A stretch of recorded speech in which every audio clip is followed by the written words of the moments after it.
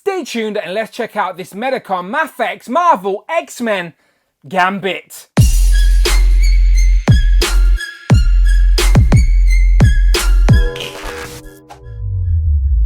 Ciao and welcome back to the channel, Dan Who Reviews. As always, my name is Dan W. Make sure you will follow me on Instagram.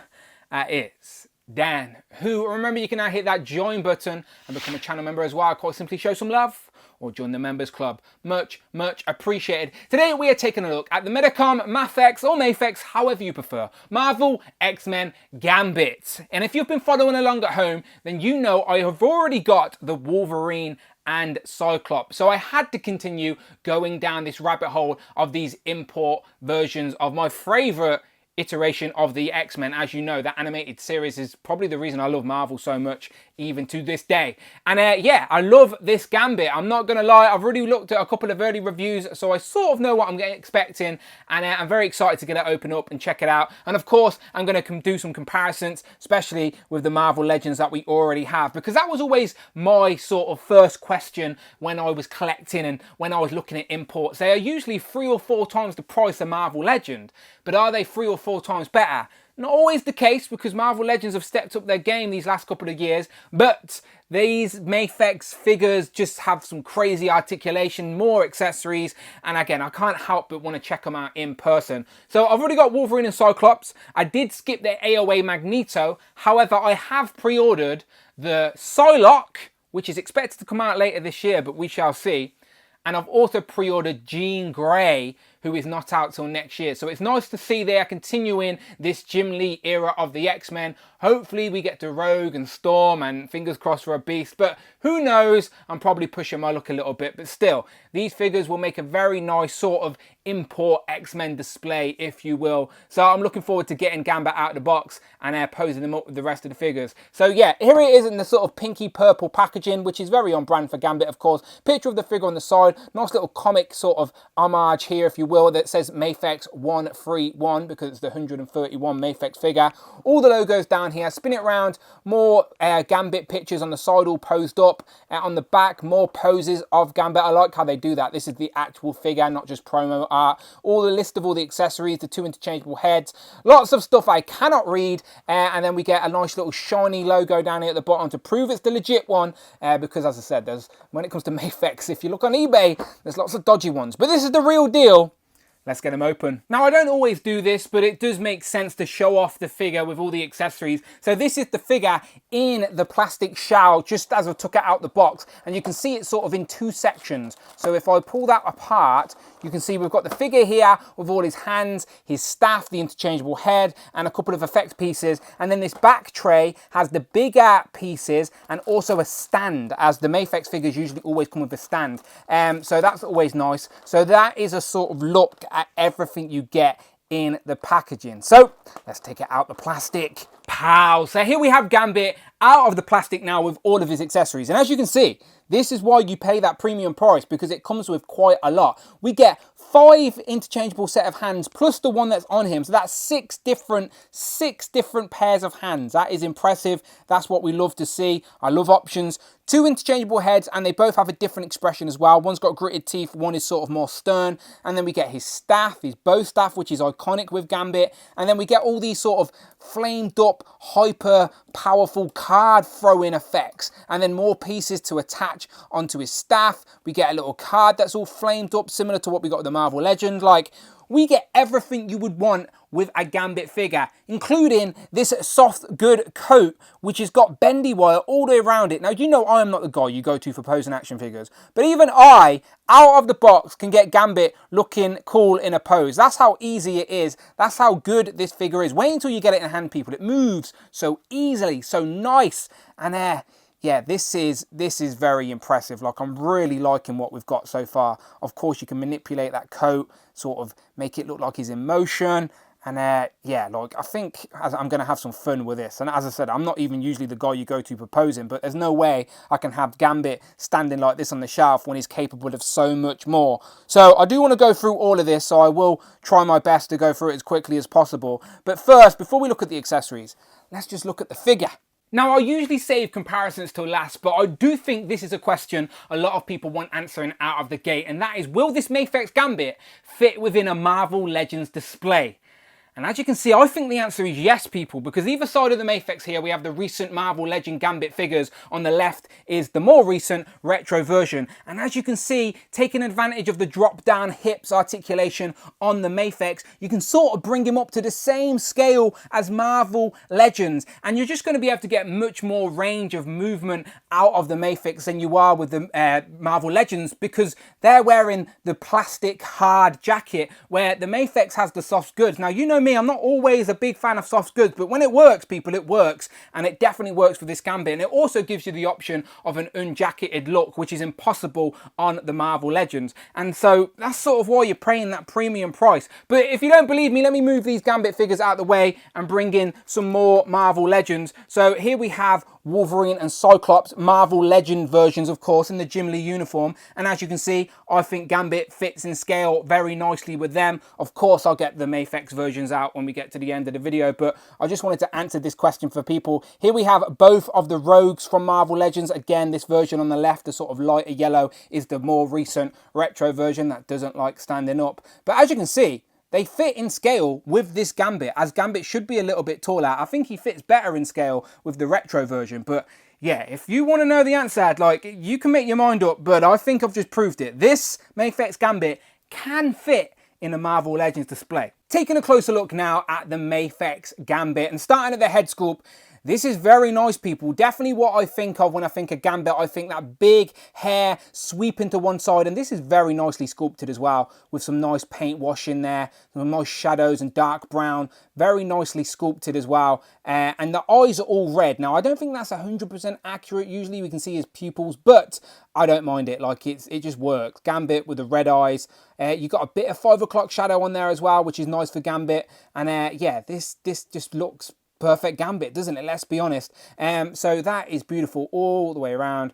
You can sort of see his jacket in the way, but behind it, it's just nothingness. The hair sweeping from the top of the head works very nice. So we do get options with that. We get this first very stoic head, but I quite like it. I've got a stern, serious Gambit with those eyebrows down a little bit, ready for action. But we do get a more aggressive Gambit, as this face sculpt is a little bit more angry now, showing the teeth. Sort of the same face sculpt, I think, just the different sort of mouth expression, if you will. But it does make a difference, because now it's a bit more emotion showing. It's a little bit more angry, a little bit more battle ready. And yeah, this looks good. Still got that 5 o'clock shadow. Same hair, I think, that sweeps to one side, which works very nice. So I like having options. I always do. So as you can see there, both the same head sculpt regards to like hair and stuff. It's just the mouth is where the difference is. But it's enough where it makes a difference. Back to the body, it is all trademark Gambit with this glossy, metallic, pinky purple uniform with this sort of piping effect up here around the neck with all these lines through in the bluey purple, which again looks good. Moving down to, you can see that same sort of strip, that bar, if you will, at the trousers. And then the trousers are all black with a bit of pink down the legs. And again, these sort of armoured boots, if you will. Again, very Gambit. His design is so unique, and it shouldn't work, but it does. It is beautiful. And I like the metallic sort of shine to it as well. I definitely sort of imagine his outfit shining a little bit under the lights. But what's so good about this, right, he's wearing this cloth good cape, which, again, I don't really always love cloth goods, but when they're done right, for capes and stuff, it can definitely make a difference to a figure. And this is very nicely done. My usual complaint with soft goods is they're too baggy, they look too big, but Gambit's wearing an oversized jacket that's like blowing in the wind, and for some reason this works. I love the collar, by the way, that wraps all the way around the neck, and the collar has bendy wire in it. Same here with the lapels. This has bendy wire in it all the way down the front and all the way around the back. You can see it's got that split, and even up the split it has bendy wire, so you can literally get this jacket like posed up in the wind, like it's ready to swing a punch or whatever it's doing, and it just works, people. It really does. And of course, course, you can just fold it all back down again if you want it more neutral. But it doesn't hinder the articulation either. Like it's got enough give in there where you can still get full range of the arms, like looking up or down without it sort of tugging. So it's a beautifully well tailored jacket. We get a little bit of button there up on the shoulder and that side as well. The stitching is like quite small. The stitching is sort of out here, sort of horizontally, but it works. I think it adds to the design. And yeah, again, not really an advocate as always for soft goods, but when it works, people. And as you can see, it's pulled in tight here at the waist. Doesn't look oversized. I think it looks beautiful. But what's so good is that look, we can literally take it off. And now with this jacket off, we get a better look at Gambit's overall design. And I said earlier, it shouldn't work, but it does. Now, under my hot lights, he is probably shining a little bit more than he will in your display, but it is a metallic sort of look for the character. And yeah, all these details, people, of this piping, the sort of lines here on the collar, the boots, these are all sculpted in. These ain't just painted in. These are all very nicely sculpted. Even the bars on the legs, they copy over onto the arms as well. These are all sculpted in. So it's nice and clean cut. There's no sloppiness, no colours like overlapping or anything. This is very nicely done. And what's so unique about this is that the Marvel Legends always is wearing the jacket. You don't have that option because if it's that hard plastic jacket. With the soft goods, it gives us the ability to do this, which is such a unique pose for Gambit. We can't do this with our Marvel Legends, so you definitely get points for that.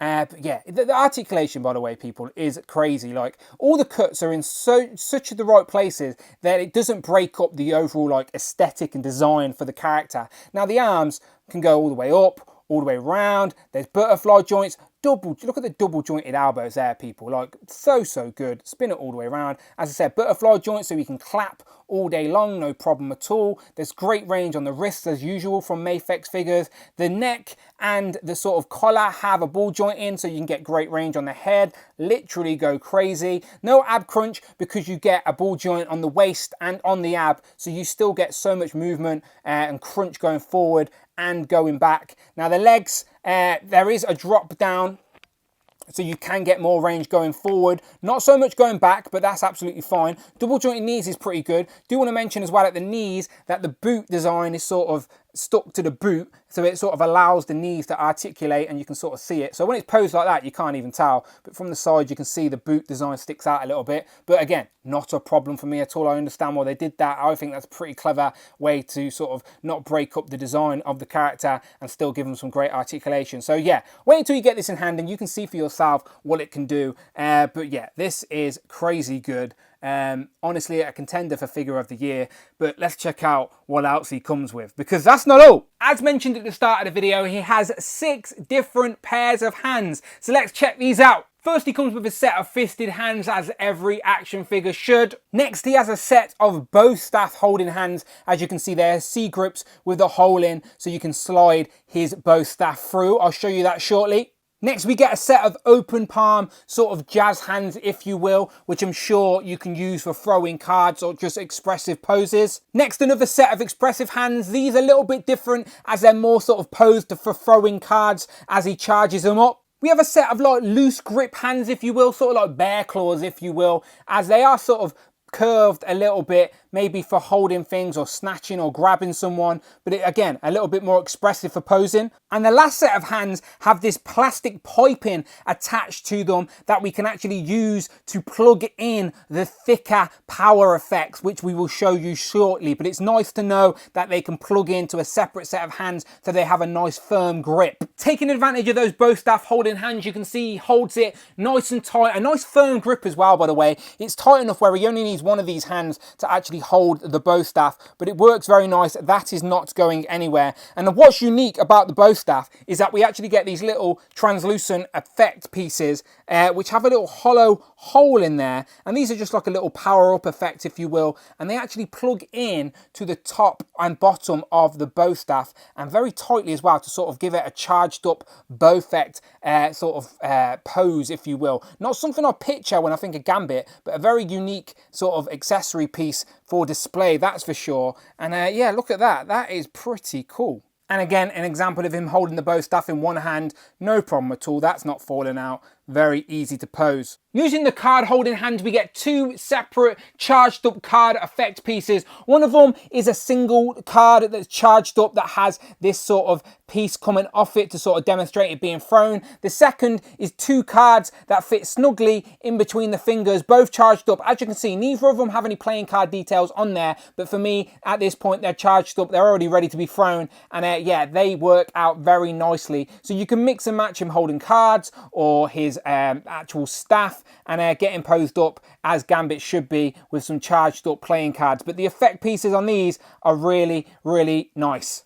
And finally, we have these big powered up effect pieces that sort of plug into those hands that had the pegging on to sort of demonstrate a more powerful charged up kinetic card throwing blast, if you will, as all of them have cards on. Again, no playing card details on there, but at this point for me, they're charged up, ready to be thrown.